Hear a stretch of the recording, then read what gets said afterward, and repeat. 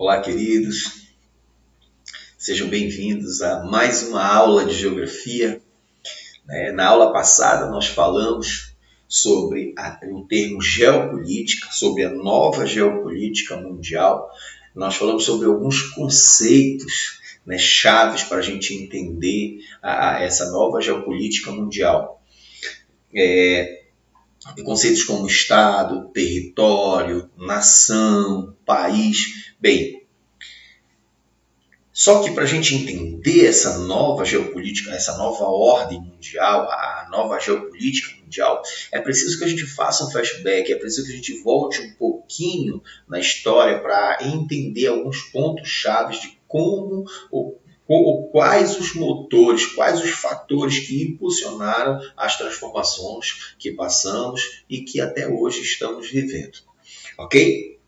Bem, alguns desses fatores, alguns desses pontos na história é a Primeira Guerra Mundial, a Segunda Guerra Mundial e o fim da Segunda Guerra Mundial e a Guerra Fria. E é esse o tema da nossa aula de hoje. É a bipolaridade do mundo e a Guerra Fria. Ok? Então vamos lá. Como é que a gente entende essa Guerra Fria, essa ordem bipolar? O que foi? Como surgiu essa ordem bipolar? Primeiro, é preciso a gente entender isso. Nós já falamos sobre um pouco, embora essa seja a praia do professor de História, mas nós fizemos um pouquinho um apanhado na história sobre a Segunda Guerra Mundial. A gente falou sobre como a Tríplice Aliança e a Tríplice Entente, como elas se enfrentaram, como o exército de Hitler, da Alemanha de Hitler e seus aliados foram derrotados. Bem, e nós vimos também que, embora os Estados Unidos estivessem partícipes da Segunda Guerra Mundial, num bloco de coalizão contra as forças de Hitler e seus aliados, da Alemanha e seus aliados, nós vimos que os Estados Unidos, eles não estão passando pela mesma situação que os países da Europa estão passando nesse momento, no pós-guerra, Segunda Guerra Mundial, que é a destruição da Europa, a destruição econômica, a destruição física. Bem, também a União Soviética, ela não está com o seu território, com a sua economia totalmente destruída. Então, olha só, com o fim da Segunda Guerra, nós temos a Europa destruída, e nós temos os grandes vencedores da Segunda Guerra Mundial. E de mesmo lado estão os Estados Unidos e a União Soviética, além da Inglaterra, além da França e os seus aliados, que são os principais, que é os Estados Unidos, a União Soviética, o Reino Unido, a Inglaterra e a França. Ok? Bem, parece que está tudo legal, está tudo bacana. Por quê? Porque as duas grandes forças da Segunda Guerra Mundial, que é os Estados Unidos e a União Soviética, eles estão do mesmo lado. Só que a história não é bem essa. Como é que surge essa ordem bipolar? E aí vocês têm os países aliados à União Soviética e os países aliados aos Estados Unidos. Mas como é que nós chegamos nessa divisão? Como é que surgiu essa divisão? É preciso a gente entender que esse momento, como eu falei, a Europa está destruída. E a Europa, ela passa por uma reconstrução. E é aí que vem a negociação entre os aliados para regularizar a situação mundial. Aliados que eu já mencionei, Estados Unidos, União Soviética, Inglaterra e França. Só que existe um pequeno problema aí. Nós temos um sistema político e econômico dos Estados Unidos, embora seja aliado da União Soviética, ele possui um outro modo de produção. Ok? E isso vai fazer toda a diferença. Embora eles estivessem imbuídos em reconstruir a Europa, né, eles começam a estabelecer como isso será feito. E aí que vem as conferências, né? A primeira dela, a conferência de Teherã, no Irã, a conferência de Yalta, na Ucrânia, e a de Potsdam, embora acontecessem algumas conferências paralelas, como a de São Francisco. Bem, e nessas conferências eles vão definir o destino da Europa, né? Principalmente dos países que foram perdedores da Segunda Guerra Mundial. Principalmente da Alemanha. No entanto, a propaganda dessas novas hegemonias vencedoras da Segunda Guerra, elas mostram, na verdade, elas não mostram os problemas que estão havendo entre essas novas hegemonias. Quer ver? Olha só essa propaganda da época, né, em que estão ocorrendo essas conferências. Olha lá, a de Teherã, a de Yalta e de Potsdam, na Holanda, né? A de Teherã, no Irã. Então, essas conferências, elas estão definindo o futuro da Europa. Mas a propaganda, olha aí, você tem aí a bandeira dos Estados Unidos, olha lá, a bandeira da União Soviética ao lado dos Estados Unidos, a do Reino Unido e os três, na verdade, eles mostram uma mão para os três só. Essa mão significa a união, né, dessas nações, dessas novas hegemonias. Bem, só que após essas conferências, ocorre a divisão do mundo entre as áreas de influência. Entre os países alinhados à União Soviética e o seu modo de produção socialista e o modo de produção capitalista, entre o sistema socialista e o modo de produção capitalista. E aí vocês percebem nesse mapa, né, os países em verde são os aliados aos Estados Unidos e o modo de produção capitalista, e os em laranja, gerenciados pela União Soviética e através, né, do sistema socialista. E não só isso, olha lá, olha lá como é que ficou a Alemanha.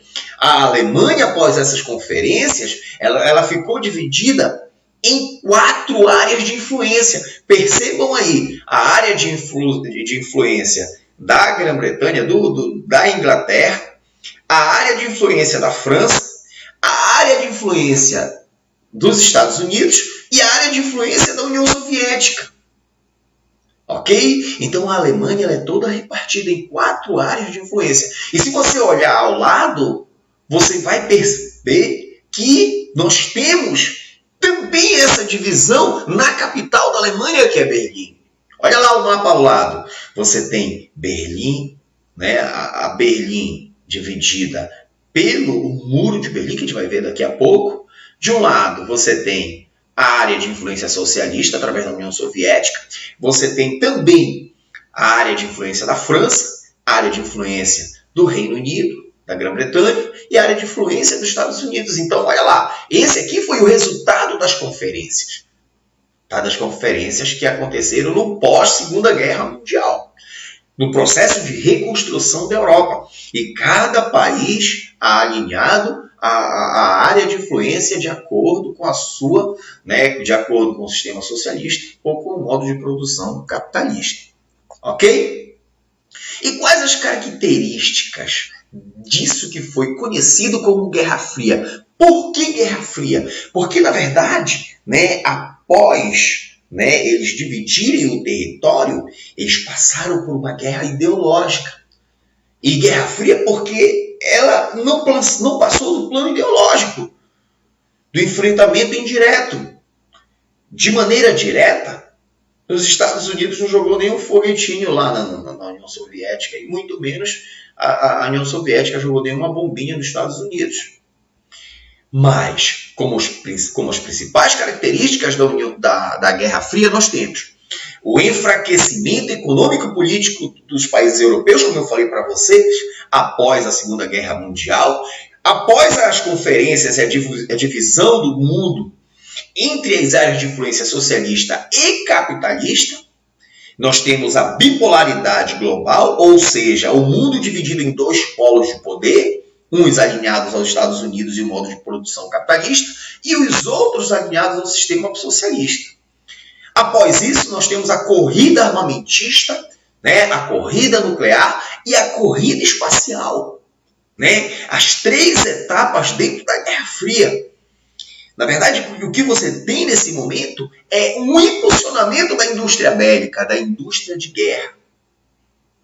Você tem, então, a partir dessa corrida armamentista nuclear espacial, o que é chamado de equilíbrio do terror. O que é o equilíbrio do terror? É a política de dissuasão, a política de convencimento aos aliados a serem alinhados de acordo, né, com o país e com o seu modo de produção, com o seu sistema, né, de gerenciamento desse bloco de coalizão. Além do conflito ideológico entre capitalismo e socialismo. Nesse momento da Guerra Fria, por exemplo, existe a disseminação, por exemplo, nos Estados Unidos, existe a disseminação de filmes, a produção de filmes, né, que evidenciam essa superioridade do homem norte-americano. Por exemplo, você vê aí Superman, por exemplo, se você vê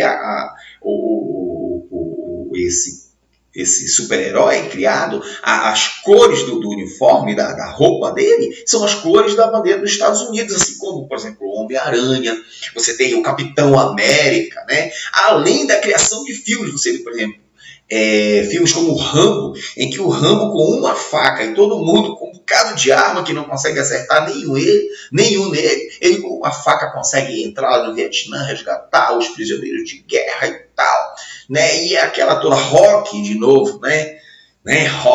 Rocky Balboa, meu irmão, o último desafio dele, ele é um cara assim de estatura mediana, e ele enfrenta um russo, meu irmão, que dá acho que uns 5 metros de altura. Então, ele apanha, não cai no final ele dá um soquinho e o cara banha.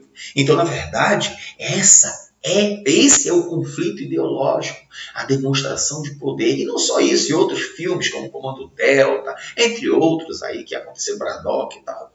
Bem, esse é o conflito para promover a superioridade do seu sistema, do sistema capitalista, do homem norte-americano, aquela coisa toda. O que ocorreu também do lado socialista. Ok? Então vamos lá. Um resumo, para a gente não se prender muito, né, daquilo que ficou conhecido como a doutrina Truman, do presidente Truman, em 1947, e a sua política de contenção dos Estados Unidos, do socialismo, né? Segundo a qual os Estados Unidos cabe a defesa do mundo capitalista diante do avanço comunista. Oh, que impressionante isso, né? Ironicamente falando. Então, na verdade, os Estados Unidos, através da doutrina Truman, ele assume o papel de defensor do planeta contra o avanço do comunismo, e que é chamado a política de contenção, que vai se estabelecer da seguinte forma. Primeiro, só um instantinho. Isso aqui é chá, tá? Não é cachaça, não. Vamos lá. Então, vamos lá. Primeiro, em 47 você tem o Plano Marshall. O que é que foi o Plano Marshall? O Plano Marshall foi a ajuda para reconstruir os países devastados pela guerra. Por exemplo, a Europa estava devastada pela guerra. E aí ocorre a injeção de mais de 17 bilhões de dólares na Europa para reconstruir. Só que, não de maneira graciosa, de maneira boazinha, porque os Estados Unidos é a Madre Teresa de Calcutá. Não! É porque ele buscava o alinhamento desses países que ele estava ajudando através do Plano Marshall, alinhamento ao seu modo de produção capitalista. Então, olha, era como se fosse assim, eu vou injetar essa grana, tu vai reconstruir teu país, mas tu vai estar alinhado comigo. Entendeu? Em 47 isso. Em 49, ocorre a formação da OTAN, que é a Organização do Tratado do Atlântico Norte, em resposta aos testes nucleares feitos pelos socialistas. A gente vai falar daqui a pouco. Tá? A gente vai falar daqui a pouco tá? Sobre esses testes nucleares. Nos anos 50, o senador Joseph McCarthy lança uma política chamada de macartismo, né? Um projeto em que tudo aquele, por exemplo, a propaganda, aquele que manifestasse uma propaganda comunista ou alguma ideia comunista, poderia ser acusado de subversão e de traição contra o capitalismo, contra, né, esse sistema de alinhamento de todos os países. Então, o macartismo foi essa perseguição a supostos simpatizantes comunistas. E aí vem a Guerra da Coreia, nós falamos sobre isso nas aulas, né, que era a busca de contenção da expansão comunista. Você tem a divisão da Coreia em Coreia do Norte alinhada à União Soviética e a Coreia do Sul alinhada aos Estados Unidos. Em 62, a Guerra da Coreia ocorreu entre 50 e 53. Né? Foi um dos confrontos indiretos que ocorreram entre Estados Unidos e União Soviética. Né? Em 62 acontece a crise dos mísseis em Cuba. O que acontece? Olha lá, os Estados Unidos ele instala, tanto na Turquia como na Itália, uma base de mísseis balísticos, né, que nesses países, tanto na Itália quanto na Turquia, são posições estratégicas, né, para atacar a União Soviética. Em resposta, né, a União Soviética instala, né, em Cuba mísseis direcionados para os Estados Unidos. Né, e ocorre um evento chamado que é a invasão frustrada da Baía dos Porcos, né? E aí, né, existe, eu acho que esse aí, eu não sei, salvo o melhor juízo, foi um dos maiores limiares assim, de enfrentamento, né, no período da Guerra Fria. Foi a crise dos mísseis em Cuba. Né? Além disso, houve o apoio dos Estados Unidos à formação de ditaduras militares na América Latina. Por exemplo, o Brasil, em 64, foi apoiado pelos Estados Unidos para quê? Justamente para impedir que os países da América do Sul, que estão aqui no quintal dos Estados Unidos, houvesse formação de países alinhados ao socialismo. Né? Ok? Então esse aí foi o plano da doutrina Truman, toda essa política de contenção que foi estabelecida nesses vários pontos que nós acabamos de falar. Qual a reação soviética? A reação soviética ela ocorre de 48 a 49, que é a primeira reação, que é o bloqueio de Berlim. Lembra lá, deixa eu voltar aqui o mapa para vocês, deixa eu mostrar aqui Berlim, presta atenção aqui em Berlim. Olha lá. Se você olhar aqui, você olhar Berlim aí no mapa, Berlim vai estar onde? Olha lá, Berlim lá, aquela parte branca, em cima da bandeira da União Soviética. Você vai ver que ela está no território soviético. Então, olha só. Houve a divisão da Alemanha, né, em 4 áreas de influência, só que Berlim ficou dentro, que também foi dividida em 4. Então, Berlim fica dentro do território soviético. E aí o que acontece? Presta atenção para cá. O bloqueio de Berlim, ele acontece da seguinte forma. A União Soviética, ela bloqueia as ferrovias e as rodovias de acesso das áreas de influência, né, da União Soviética, da Inglaterra, da França e dos Estados Unidos, a Berlim.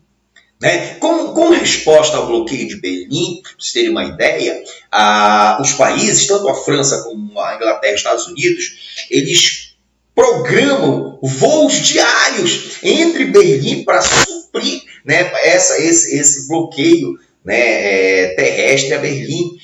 Eles vão, por exemplo, durante o bloqueio, são mais de 200 voos, né, levando suprimentos, levando e trazendo pessoas, né, para suprir aí a primeira reação soviética. Em 49 também ocorre a República Democrática Alemã. O que é a República Democrática Alemã? É a Alemanha Oriental, alinhada à União Soviética. E como resposta à criação da OTAN, Também em 49, a OTAN foi a organização de uma aliança militar, a organização do Tratado do Atlântico Norte. Eu acho que eu pulei isso, né? Então vamos lá. A OTAN, em resposta aos testes nucleares, a organização do Tratado do Atlântico Norte foi a organização militar entre os países capitalistas. Ok? Como resposta à criação da OTAN, né, nós temos o Pacto de Varsóvia e como resposta ao Plano Marshall, que é a ajuda mútua aos países, dos Estados Unidos aos países capitalistas para a sua reconstrução, principalmente europeus, nós temos o Comecon. Então, o que foi o Comecon? Foi o plano de ajuda mútua à reconstrução dos países socialistas destruídos pela guerra. E o Pacto de Varsóvia foi a aliança militar em resposta à criação da OTAN. E aí também, nesse meio tempo, em 49, você tem a bomba soviética. A União Soviética ela cria uma bomba milhares de vezes mais potente que a bomba lançada pelos Estados Unidos em Hiroshima e Nagasaki. Um avião, né, um bombardeiro, um monstro que foi criado para transportar, ele tem 4 motores, para vocês terem uma ideia desse monstro que foi criado para transportar uma bomba que tinha 27 toneladas. Imagina o poder de destruição dessa bomba. E em 61 também é criado o Muro de Berlim, que divide Berlim entre a área de influência capitalista e as 3 áreas de influência capitalista e a área de influência socialista. E em 62, né, tem a crise dos mísseis que nós já falamos, lá de Cuba, que ficou conhecido também como a crise do Caribe, né? Nós já falamos anteriormente como reação soviética, a invasão frustrada da Baía dos Porcos, lá em Cuba e tal. Ok? E aí você começa a corrida armamentista. Olha lá. Olhem essas imagens. Essas imagens são imagens da bomba atômica, das 2 bombas atômicas, né? A Little Boy, a outra que eu estou lembrado agora o nome, elas foram lançadas no final da Segunda Guerra Mundial. Então, olha lá. Qual o propósito de lançamento dessa bomba, já que a guerra estava com os dias, quando a Segunda Guerra estava com os dias contados, estava prestes a terminar, né? E qual o propósito do lançamento dessa bomba de Nagasaki e em Hiroshima, Nagasaki e Hiroshima, pelos Estados Unidos? Presta atenção. Essa bomba ela tem 3 propósitos, né? Na verdade, os Estados Unidos ele mata 3 coelhos com uma cajadada só. Como assim, Silvio? Presta atenção. Durante a Segunda Guerra, né, até porque os Estados Unidos ainda não tinha entrado de vez na Segunda Guerra, o que ocorre? O Japão, aliado da Alemanha de Hitler, ele vai através com porta-aviões, né, se escondendo ali pela Polinésia Francesa, para não ser detectado pelos radares, com porta-aviões. E esses, quando se aproximam de uma base, a base chamada de Pearl Harbor, nos Estados Unidos, uma base militar, eles levantam voo e é um dos piores massacres da humanidade. É esse ataque a Pearl Harbor. Muita gente morreu. Né? Tem até um filme, eu acho que passei para vocês, né, esse filme. Né? Então, olha lá. Pearl Harbor, após o evento de Pearl Harbor, o ataque de Pearl Harbor, aí os Estados Unidos, que era fornecedor de suprimentos, de material bélico e tal, entre outras coisas, para os aliados, né, França, Inglaterra e os outros, ele entra de vez na guerra após o episódio de Pearl Harbor. E aí, olha só, a bomba de Hiroshima e Nagasaki, ela tem 3 propósitos. Porque pensa só, o Japão ataca os Estados Unidos está com o Japão atravessado na garganta, né, pelo episódio de Pearl Harbor. Então, na verdade, primeiro propósito, eu falei que tinha 3 propósitos. Olha lá, primeiro propósito. É a espinha Japão atravessada na garganta dos Estados Unidos, o episódio de Pearl Harbor. Então, digamos assim, primeiro propósito, a forra. Tá? Segundo propósito, é meio esdrúxulo o que eu vou falar para vocês, mas os testes com bomba atômica eles eram feitos em deserto, né? Não se sabia qual o real efeito. Isso que é doido que eu vou falar, é esdrúxulo, mas não sabia qual o efeito nos seres humanos, na humanidade, qual o efeito de destruição em uma área povoada. Então, o segundo propósito é o teste. Ok? Primeiro propósito, a forra. Segundo propósito, o teste real. Terceiro propósito. Durante o ataque a Pearl Harbor, um general japonês, ele diz a seguinte frase, uma frase célebre. Ele diz assim, no momento que eles atacam Pearl Harbor, tal, ele diz assim, eu só tenho medo que nós tenhamos acordado um gigante adormecido. E não deu outra, querido. Os Estados Unidos entram de vez na guerra, ou seja, eles não sabiam o real poder dos Estados Unidos. E com o lançamento da bomba de Hiroshima e Nagasaki, os Estados Unidos ele diz para o mundo, olha, eu tenho esse poder de destruição. Então, na verdade, é uma demonstração ideológica de poder. Ele fala para o mundo, digamos assim, prestem bem atenção, eu tenho esse poder de destruição, eu tenho essa arma aqui. Entendeu? Então, bem, com essa demonstração de poder e como o mundo, principalmente o lado soviético, tem conhecimento desse poder de destruição, também ocorre do lado soviético a produção de armas, de bomba atômica, né? E depois da bomba de hidrogênio. E é nesse momento que eu falei para vocês que ocorre também a crise como resposta soviética, a crise, a produção dos mísseis, a bomba atômica soviética. A bomba soviética, que é uma bomba com poder de destruição muito maior do que a bomba dos Estados Unidos, lançada em Hiroshima e Nagasaki. Em resposta, os Estados Unidos também começa aí a pesquisa, começa o investimento na produção de armas também de maior destruição. Ok? Então, olha lá, em agosto de 1945, você vê aí nos céus de Hiroshima e Nagasaki uma das imagens mais assustadoras do poder de destruição do homem. Então, como o mundo vê isso, os Estados Unidos, com esse poder de destruição, aí o lado soviético também estabelece a produção da sua bomba atômica. Então, em 1949, tem a bomba atômica soviética. Em resposta, em 1952, os Estados Unidos produzem uma bomba muito mais potente, que é a bomba H, a bomba de hidrogênio, que em 1953 também é produzida pela União Soviética. E esse evento ficou chamado como a corrida armamentista, o investimento na indústria bélica, Ok? E depois vem a corrida espacial.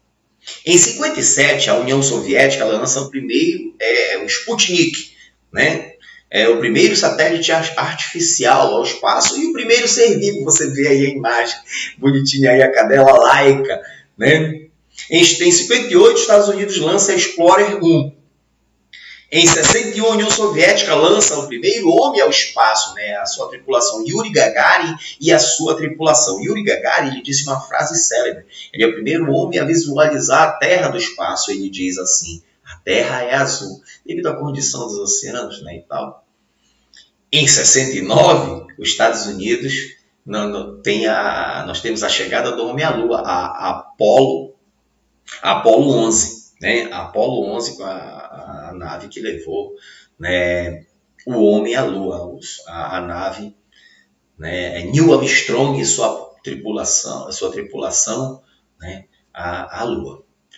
E nos anos 80 vem a Guerra nas Estrelas, era o programa militar dos Estados Unidos, proposto pelo presidente na época, Ronald Reagan, das bases espaciais, a guerra seria entre as estações espaciais, aquela loucura que eu já falei para vocês, a chamada Guerra nas Estrelas. Ok? Bem, como acontece o fim da Guerra Fria? Bem, primeiro, eu falei para vocês que o intuito, o grande investimento, o grande direcionamento de recursos era para a indústria bélica, a produção de armamentos, a indústria de guerra. Se do lado capitalista ele conseguia manter esses investimentos na indústria bélica e também manter a sua economia de mercado, investimento, né, na produção, mesmo que de forma não tão satisfatória, a União Soviética não. Acontece a crise na União Soviética, a falta de investimento em outros setores econômicos, igualmente importantes para a população, como a indústria de bens de consumo, entre outros. E essas indústrias na União Soviética, por exemplo, a União Soviética conseguia produzir uma nave de última geração para ir ao espaço, mas não conseguia dar o mesmo suporte, a mesma evolução tecnológica alcançada pelos países socialistas, a sua economia interior, sua economia interna, né? E nem atendiam a demanda do mercado consumidor. E isso começa a gerar uma crise interna na União Soviética. Outro. Com essa crise, ocorre a desintegração da União Soviética. A União das Repúblicas Socialistas Soviéticas é a reunião de 15 repúblicas, né, que compunham essa união, né, e a desintegração após essa crise. Mikhail Gorbachev, né, o Gorbachev, como pronunciado, ele propôs a perestroika e a glasnost, que é a abertura política e a abertura econômica da União Soviética. E essas reformas, né, somadas à crise social e à economia econômica da União Soviética, provocaram intensas transformações, né, dentro da União Soviética. E movidas pela autonomia, né, proporcionada por essas mudanças, né, vai promover um sentido separatista entre essas 15 repúblicas que compunham a União Soviética. E elas vão separar-se, vão tornar-se independentes. Em 1991 acontece isso, o fim das repúblicas socialistas, da União das Repúblicas Socialistas Soviéticas. E as ex-repúblicas abandonam o regime socialista, isso que é um outro detalhe. E passam a adotar os mesmos mecanismos da economia de mercado. Os mesmos mecanismos do capitalista gerenciado pelos Estados Unidos. Bem, se eu tenho a Guerra Fria entre dois grandes blocos de coalizão, a guerra entre dois blocos de coalizão, se há a desintegração de um, né, que é a União Soviética, aqui, então não tem mais sentido a Guerra Fria. E com isso nós temos o fim da Guerra Fria. E o grande símbolo não é o causador, mas o grande símbolo, olha lá, do fim do mundo bipolar, né, do fim da Guerra Fria, foi a queda do Muro de Berlim. O Muro de Berlim é derrubado, né? E aí, né, parentes separados aí pelo muro do lado socialista, né, da Alemanha Ocidental e da Alemanha Oriental, eles puderam reunir-se. Isso é uma cena muito linda, né? A destruição, a queda do Muro de Berlim, as pessoas mesmo quebrando tudo. E aí, olha só, como esse é o símbolo do mundo bipolar, a sua queda vai simbolizar o fim da Guerra Fria, o colapso da União Soviética e o fim do socialismo no leste europeu. Ok? E por último, como a queda do Muro de Berlim, nós temos em 1990, nós temos a reunificação alemã. O que era a Alemanha Ocidental e a Alemanha Oriental volta a ser uma só Alemanha, que hoje é líder da União Europeia. E aí, olha lá, galera. Olha lá, nós temos um mundo bipolar gerenciado pelos Estados Unidos, capitalista, e a União Soviética socialista. Nesse momento, com investimentos, principalmente do Plano Marshall, os países europeus eles começam a se reestruturar. Por exemplo, o Japão se reestrutura, a Alemanha Ocidental se reestrutura, a França se reestrutura, a Itália se reestrutura, a Inglaterra se reestrutura. Então há uma reestruturação e há o surgimento de novo de grandes potências econômicas.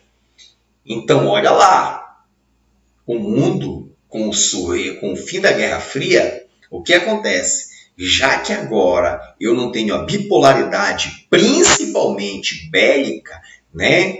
Agora eu tenho uma multipolaridade principalmente econômica, ou seja, vários polos de poder.